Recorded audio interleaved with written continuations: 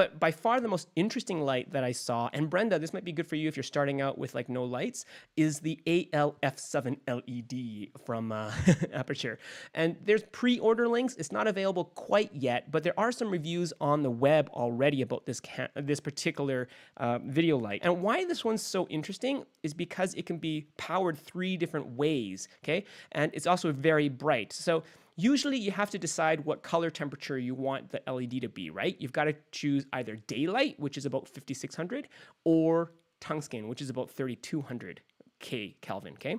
Now, this one has a very unique feature where they made the brightest point at daylight at 5600 by having all the lights on at once at 5600. So this thing can go all the way up over 9000 Kelvin, which is really blue, okay?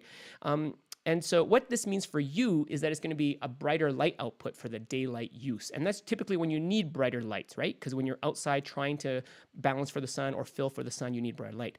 But what's really cool about this is that there's 3 ways to power it. You can get the standard Sony NP-F batteries, which are kind of ubiquitous for LED lights. You can also use a D-tap, which is a 12-volt tap off. So if you have a Pro battery packs or V-mount batteries, which I don't, you can use that. But this is the kicker.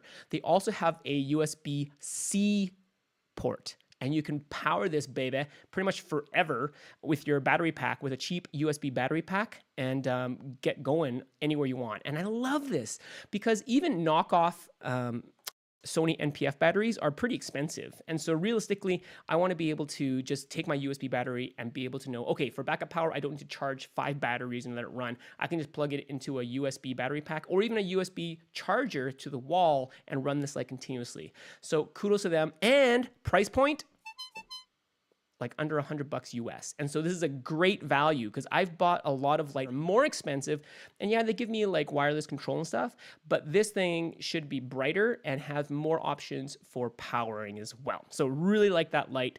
And again, links are in below.